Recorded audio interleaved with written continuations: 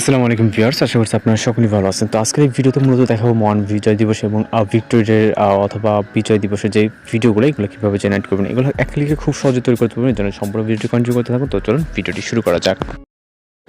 Welcome back, আশা করছি আপনারা সকলেই ভালো আছেন। তো আজকের এই ভিডিওতে মূলত বিজয় দিবস অর্থাৎ ভিক্টোরিয়ার যেই ভিডিও এডিটিংগুলো অলরেডি আমরা ফটো এডিটিং টিউটোরিয়াল আমরা আমাদের চ্যানেলে আপলোড করছি এবং ভিডিও এডিটিং টিউটোরিয়ালগুলো মূলত হচ্ছে এইখানে দেখাবো।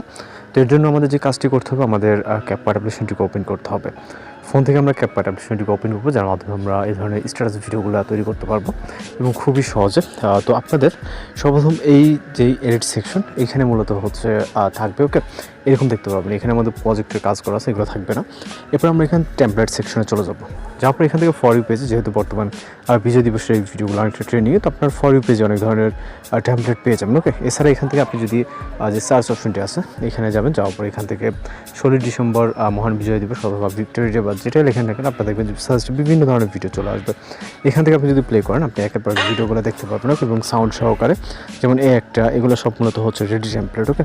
আপনি জাস্ট আপনার একটা পিকচারের মাধ্যমে, যেমন এগুলো আছে, ওকে, এর ভিতর থেকে আপনার যেটা ভালো লাগবে আপনি সেটা হচ্ছে জেনারেট করে নিতে পারবেন। আমি জাস্ট দেখাচ্ছি, এখানে প্রত্যেকটা দেখা দিলে ওটা সময়ের ব্যাপার।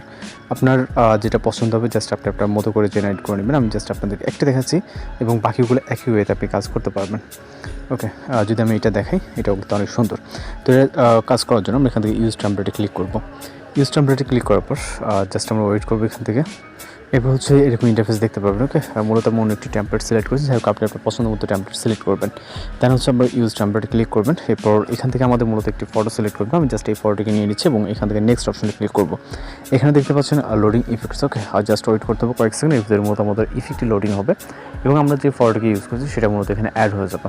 এই জন্য জাস্ট আমাদের কয়েক সেকেন্ড অপেক্ষা করতে হবে। এখানে খুব বেশি সময় প্রয়োজন হবে না, জাস্ট দেখতে পাচ্ছেন এবং আমাদের ভিডিওটি কিন্তু তৈরি হয়ে গেছে, ওকে। জাস্ট আমি মিউজিক দেবো, ওকে। তো দেখতে পাচ্ছেন, ওকে। জাস্ট এখন এটাকে সেভ করার জন্য এখান থেকে এক্সপোর্ট অপশনে ক্লিক করব। এরপর জাস্ট এখান থেকে আপনি খুব ইজিলি এক্সপোর্ট করে নেবেন, ওকে। মেবি নেটওয়ার্কের জন্য আমার এটা এক্সপোর্ট এখনও হয়নি। তো এখান থেকে আমাদের কাটআউট, এটা এখনও কাজ ইফেক্ট অ্যাপ্লাই হচ্ছে, ওকে।